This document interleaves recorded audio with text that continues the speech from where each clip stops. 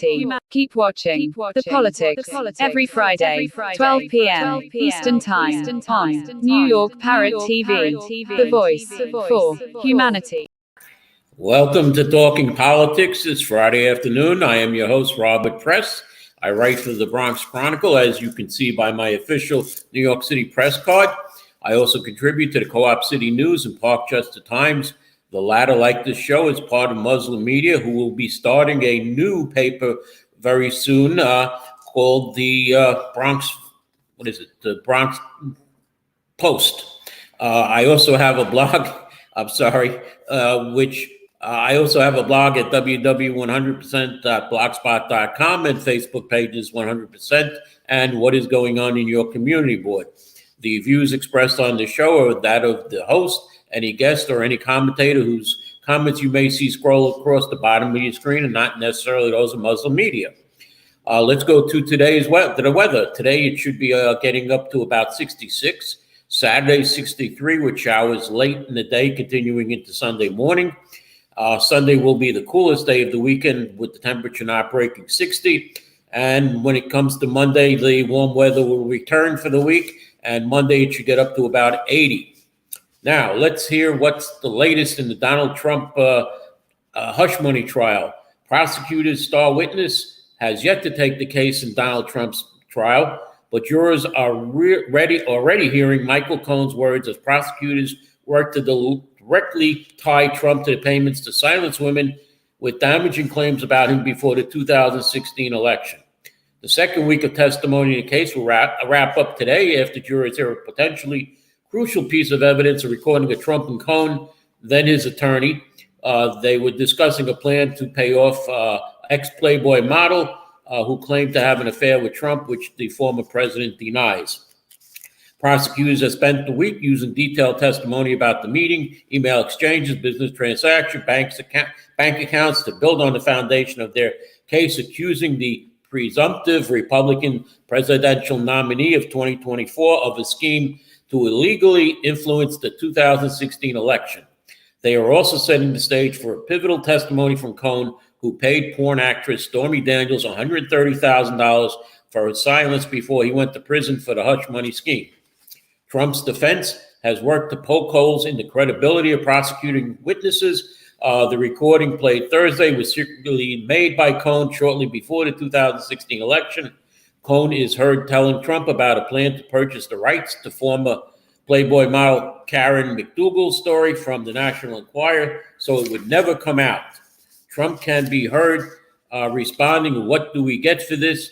$150. Trump suggested the payment be made with cash, prompting Cohen to object by repeatedly saying no. Trump then says check before the recording cuts off. Prosecutors played the recording after calling to the stand Douglas Deos, a forensic analysis from the Manhattan District Attorney's Office, who performed the analysis on iPhones that Cohen turned over to authorities during the investigation. Jurors also heard more than 6 hours of crucial testimony this week from Keith Davidson, a lawyer who represented McDougal and Daniels in their negotiations with Cohen and the National Enquirer. Trump's lawyers sought to dilute the potential harm of Davidson's testimony by getting him to acknowledge that he never had any interaction with Trump, only Cohen. He said, "I never had personal interactions with Donald Trump, but Mr. Cohen or some other source," he said. Trump is being charged with 34 counts of falsifying internal Trump Organization business records. The charges stem from things like invoices and checks that were deemed legal expenses in the Trump Organization records, when prosecutors say they were really reimbursements to Cohen for the $130,000 hush money payment to Daniels. Now, let's find out what was the real percentage of President Joe Biden's New York primary win. According to the New York Board of Elections, newly certified results, 14.8% of the ballots cast in the Democratic primary on April 2nd were unrecorded, a designation that includes both blank ballots and ballots that were voided due to mistakes, like mismarking the ballot. Out of a total of 200,043 ballots cast in the 5 boroughs, 29,684 were unrecorded, the vast majority of which were likely blank. In the Bronx, there were 23,781 ballots cast, with 1,406 blank or unrecorded, or 5.91% of the Bronx vote. Congratulations to the Bronx Democratic Party.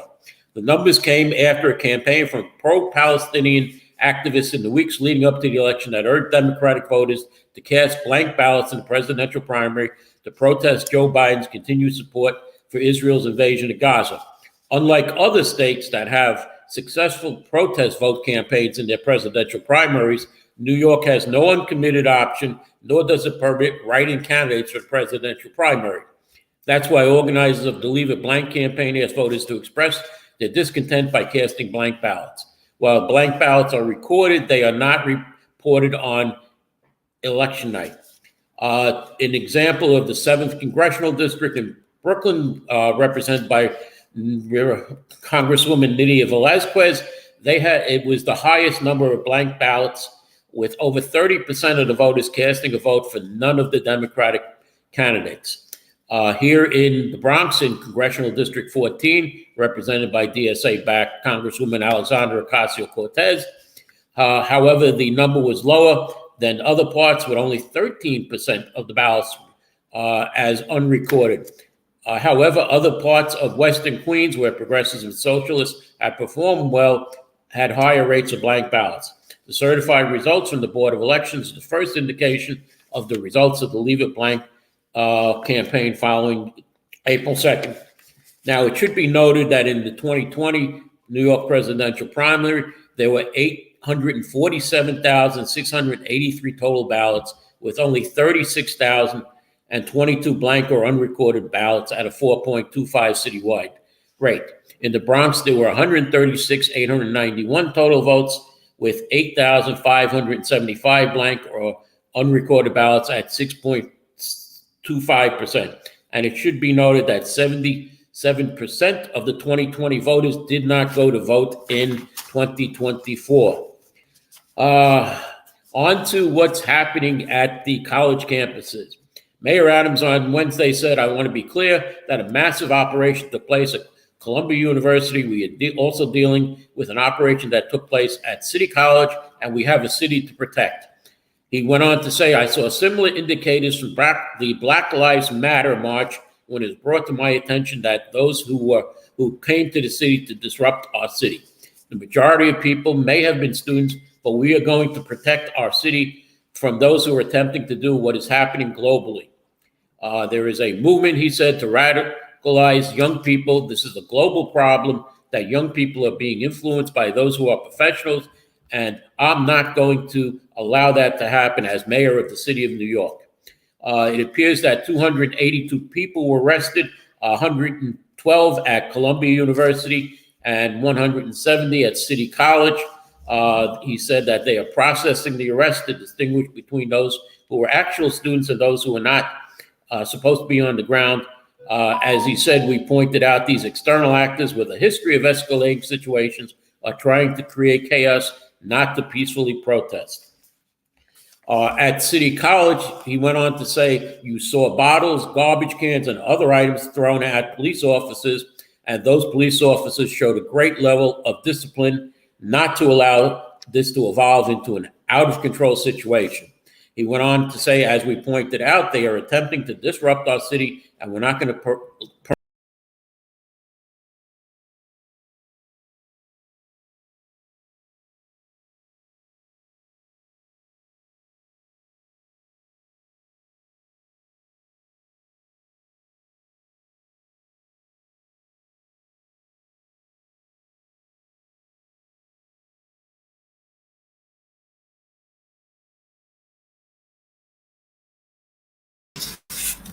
Okay, I'm back. A little problem here on my end.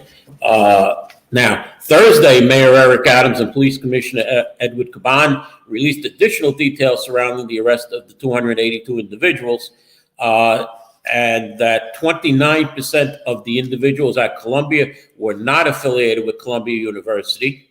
And at CCNY, the individuals were arrested with charges ranging from burglary to assault on a police officer, obstructing government operations, criminal mischief, resisting arrest, trespassing, disorderly conduct, and that 60% of those individuals were not affiliated with CCNY.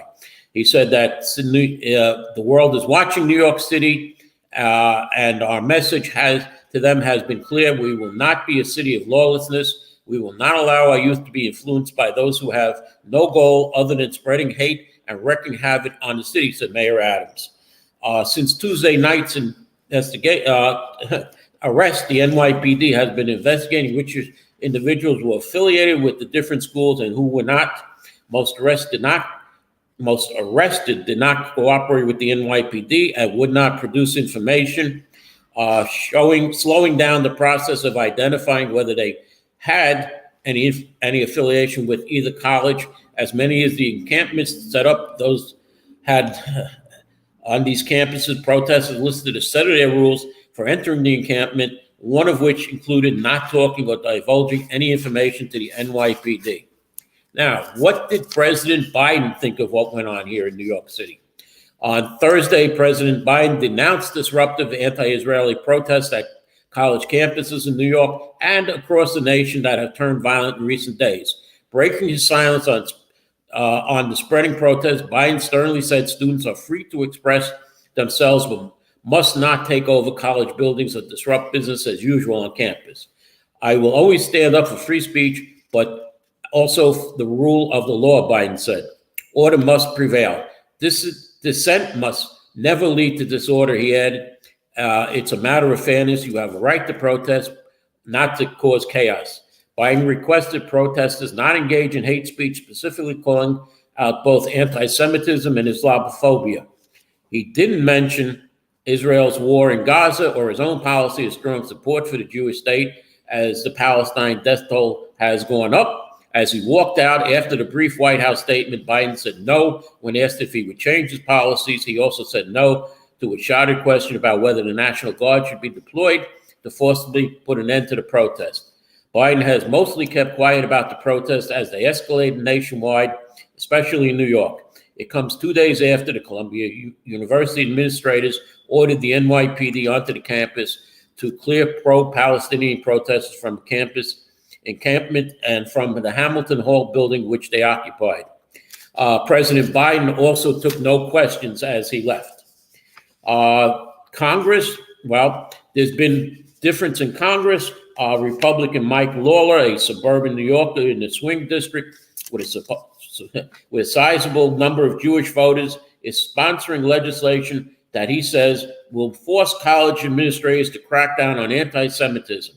And if they fail to do so, then there needs to be consequences, including defunding these institutions of federal dollars, including student aid, he said. Among the New York delegation, Representative Jerry Nadler, who said that in 1968, he was in college when they staged riots and the police were clubbing kids, dragging them down the steps by the feet, so their heads banged on every concrete step. Now, Jamal Bowman put his 2 cents in, Fireman Bowman, saying that the sheer show of force by the NYPD Tuesday was simply over the top. I was blown away that this was New York City within New York State, democratically controlled, supposedly liberal, progressive values, Bowman said. Well, welcome to New York City, Jamal Bowman. And the vote on this was 320 to 91. As far as our New York delegation, those who opposed it were Nadler, Bowman, Yvette Clark, and Alexandria Ocasio-Cortez, and Nydia Velázquez. So it passed overwhelmingly. The person who will be prosecuting any of these protesters is Manhattan DA Alvin Bragg. He is charging 46 Columbia protesters with trespassing, 22 city college protesters with burglary. Now, Bragg is already at the center of a political storm as Donald Trump's criminal trial rolls forward, the first ever of a U.S. president, as I come near my commercial in a few seconds. And also, New York's top court overturned the 2020 conviction of Harvey Weinstein last week, leaving the Manhattan District Attorney's Office to retry the case. Bragg faces another significant choice, whether to prosecute the many pro-Palestinian demonstrators facing charges in New York City, and the police department looks to snuff out campus protests. More than 520 individuals were arrested in New York City as there were protests also at Fordham's University's campus in Manhattan.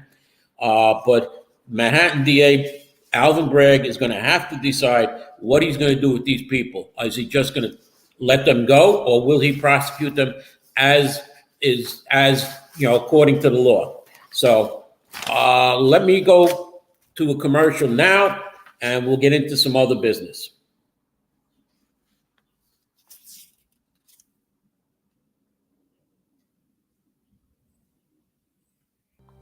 In a world where the quality of information available to poorer communities is doctored, tainted, and sometimes regressive, where the words fake news have come to mean other people's opinions, it is vital to rely on news platforms with journalists who have feet on the ground and can report the truth. New York Parrot, a New York-based national and global news outlet, is changing the narratives of media operations. We focus on the news that matters, like self-empowerment, entrepreneurship, finances, health, security, politics, and more. We strive to curb violence, racial and economic discrimination, and to promote peace and socio-economic development of multiculturally diverse world. As we give voice to the people, we also give your business a voice and make it heard. Get your product and services off the ground by advertising on our fast-growing platform. With so much of daily visits to New York Parrot, you can't afford to be invisible to prospective clients on the websites they trust the most. Our posts reach millions of people across the New York State and around the world. Advertising on our news site will unlock an audience of thousands of potential customers on your doorstep. New York Parrot is born to prosperously speak tomorrow for the voiceless.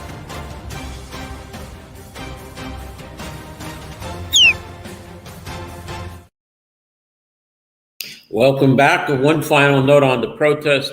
The online newspaper The City reports that an officer who went inside Columbia University's Hamilton Hall Tuesday night to break up the demonstration fired his gun in an incident that is now under review also by Manhattan District Attorney Alvin Bragg's office. The gun fired did not appear to be aimed at anyone and no one was injured, said Doug Cohn, a spokesman for Bragg's office, adding that the office's police accountability unit is reviewing the shooting, which it does as a matter of policy. Cohn said no students and only police officers were in the immediate vicinity of the shooting. Spokesman for the NYPD confirmed that the officer was attempting to navigate through the area barricaded by students while using a firearm equipped with a flashlight to illuminate his way when he shot the gun accidentally. The bullet struck a wall, and the spokesman reiterated the shooting occurred in the presence of police officers only. Now, on to the subject of illegal cannabis that we spoke about last week. Cops raided an illegal pot shop in Brooklyn on Monday. A day after an irate weed-puffing worker dared authorities to shut down the store and boasted he doesn't give up. Yeah, you know what that word is. It rhymes with duck. The sheriff's office in NYPD swept through Gelato marijuana shop on 86th Street in Bay Ridge hours after the New York Post reported on the shop and a citywide epidemic of unlicensed weed sellers. We're happy to respond to complaints, City Sheriff Anthony Miranda, who was on the scene, told the Post. Authorities took cannabis flowers, edibles, pre-rolled joints, THC vapes, illegal flavored vape products out of the store, slapping them with $25,000 worth of penalties, as spokesman for Mayor Adams said. However, with the new laws that have passed, they did not shut down the store. So this guy said, well, I'll just go out in the street and sell it on the street if you close my store down. What now we have to worry about is mail order marijuana. As you see, the different products offered by Moved, a 100% legal THC, they say. Now, they have a disclaimer. The statements made here have not been evaluated by the FDA. The products offered for sale This site is not intended to diagnose, treat, cure, mitigate, or prevent any disease or affect any structure or function of the human body. As far as state legality, regulations surrounding the products offered on this site are constantly changing. We ship our products into states where they are lawful.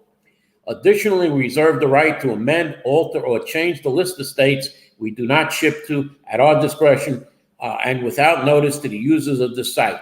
Any purchaser of products offered for sale on the site assumes all risk and liabilities associated with the possession of this product. They claim that the 2018 Farm Bill was a game changer for cannabis enthusiasts.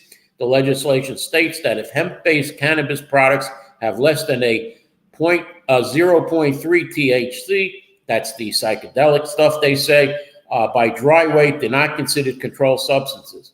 This might be a little confusing, so let's look at how this works in a real-world scenario. It says take off 15 milligram Delta 9 gummies, for example. One gummy weighs 5.5 grams, of which 0.3% can be Delta 9 THC. That would mean that a 5.5 gram gummy can contain up to 16.5 milligrams of Delta 9 THC under the 2018 Farm Bill. They say more things. The states that, all right, where can they ship the products?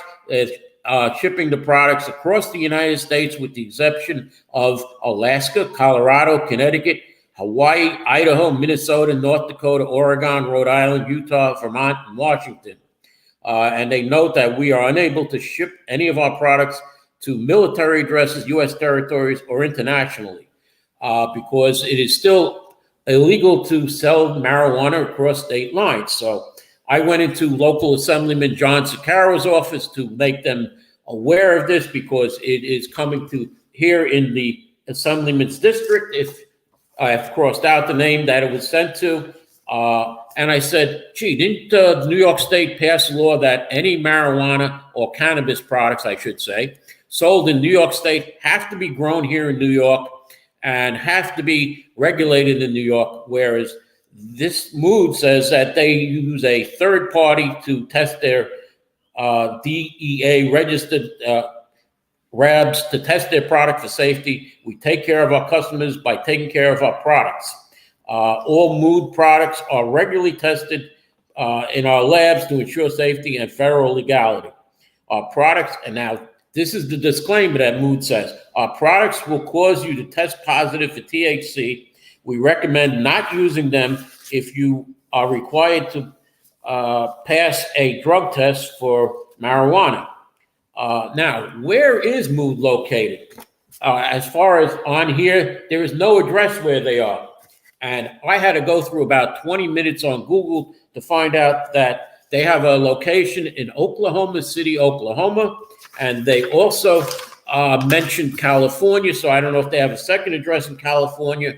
But again, New York State legislators, didn't you make a law that prevents this? How is this happening? State Senator Gustavo Rivera, Senator Jamal Bailey, Senator Natalia Fernandez. How is this happening? Assemblyman Jeffrey Dinowitz, Assemblyman Kenny Burgos, Assemblyman John Sicaro, Michael Benedetto. How is this happening? How are we allowing out-of-state cannabis to be sold in New York when you passed a law that prohibits it?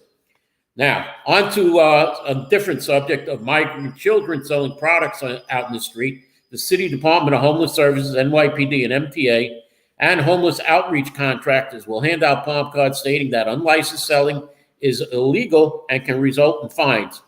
They are posting flyers inside shelters that house migrant families. The mayor's office said the handout also provides contact information about access to school, childcare, the rights of workers and immigrants. The information will be given to immigrant families when they enter the shelter system as part of the intake process. It's hard to build a relationship, though, with somebody when you're throwing them out every 60 days, said Joshua Goldfein, staff attorney for the New York nonprofit Legal Aid Society, which has been monitoring the city's shelter practices for migrants. It's been said that children as young as 6 through 16 should be enrolled in school rather than selling on the street.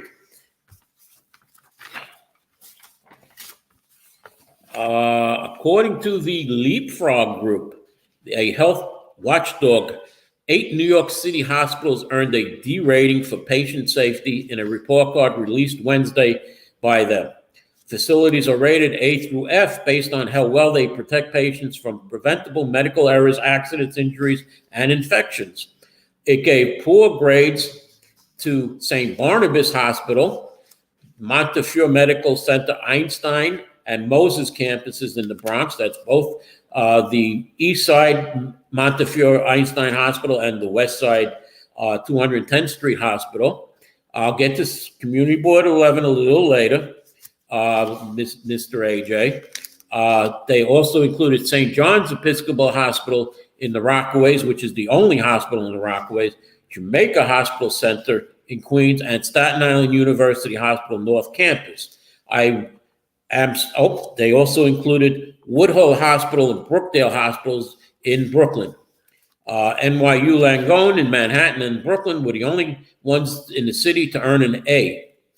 In a statement, they said that the NYU Langone system pointed out that the high marks extend to the Tisch Hospital and Kimmel Pavilion in Manhattan, NYU Langone Hospital, Long Island, and NYU Hospital in Brooklyn. New York placed 39th in the country with 11.8% of its hospitals earning an A, a slight improvement from the fall of 2023 when it was in 42nd place with a 10.9% of its facilities receiving top honors. Still, 3 hospitals in the state scored an F in the report card. 2 are in Elmira, New York, and 1 is in Buffalo. The Leapfrog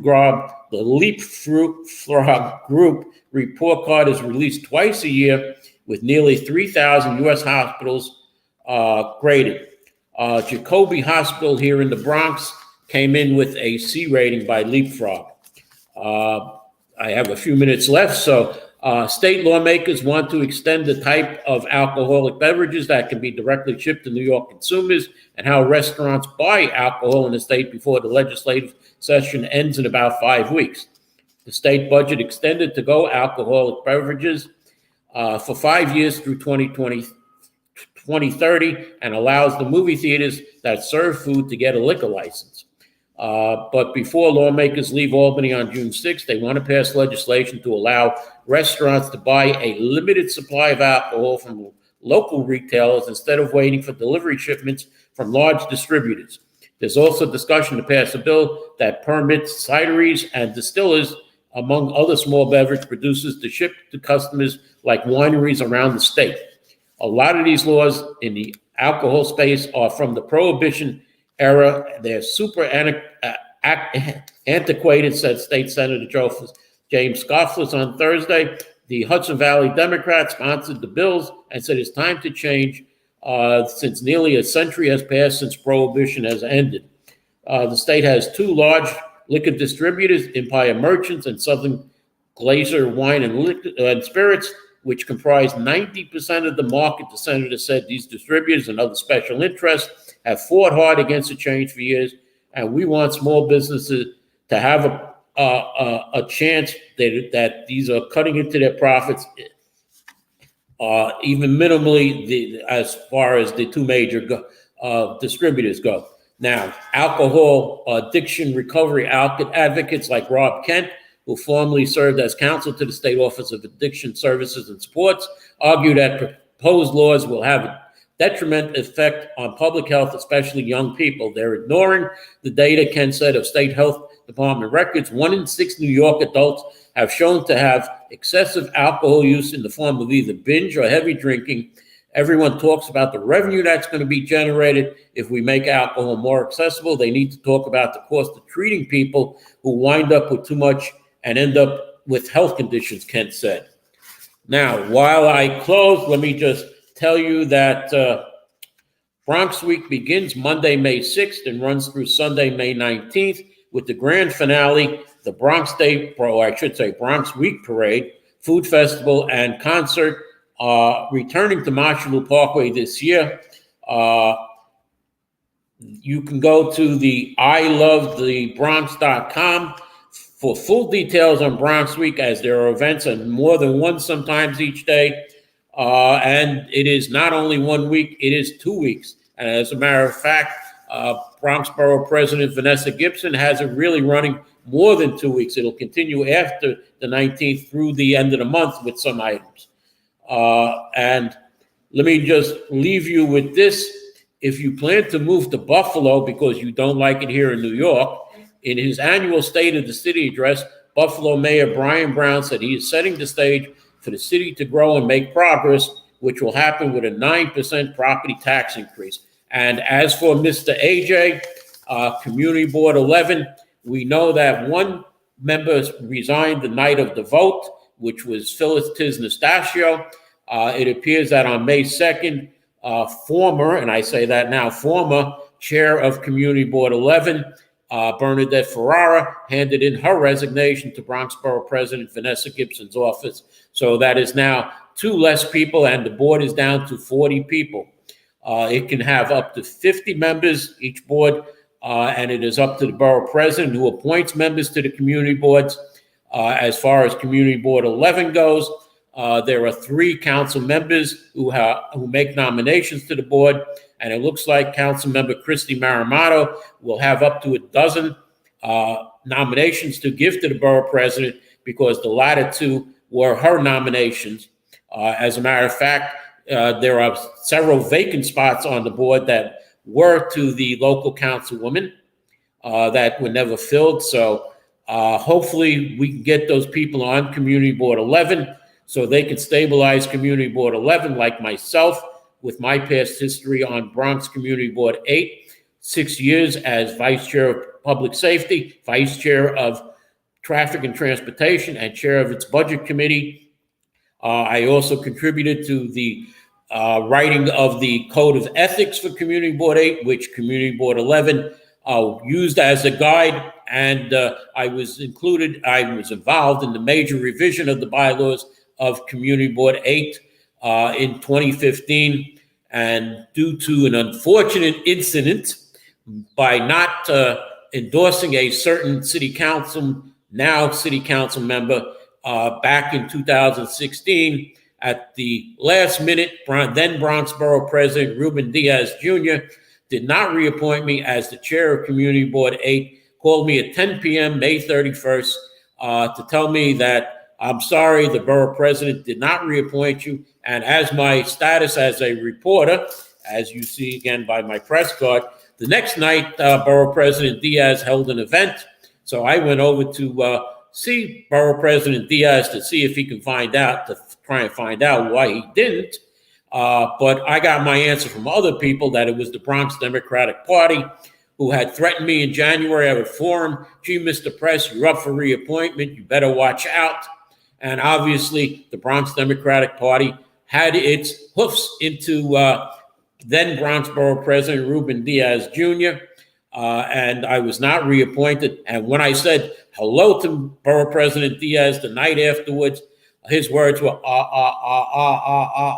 So he didn't know what to say to me, but we both know what happened. It was the Bronx Democratic Party. So if you look and see why I'm not that friendly with the Bronx Democratic Party, I have no problems with the Bronx Democratic Party. I mean, Stanley Schlein is a good friend, and many of the members of the Bronx Democratic Party are good friends. But you come after me, I'll come back after you. And let me just say, yes, democracy is indispensable to socialism, according to Lenin. And let's see what happens. And hopefully none of the members of Community Board 11 will receive a call by May 31st telling them that they haven't been reappointed, although the borough president has said that she will not be reappointing certain members. She has not said who, but let's hope that Community Board 11 can work for the community. They have the Metro North plan coming in, which city planning actually lied to the community board by not telling them that they added the City of Yes, which is another big thing. And Community Board 11 will be having a City of Yes meeting on May 8th, Wednesday, May 8th. You can go to the website. I don't know if the agenda is up yet, as usual, but go to Community Board's 11 website on Monday and see if the City of Yes agenda is up. The meeting is Wednesday night at the board office. This is for the City of Yes housing opportunity. It is very important and very crucial to our neighborhood. And let me sign off now and say thank you for watching, and I'll see you next week.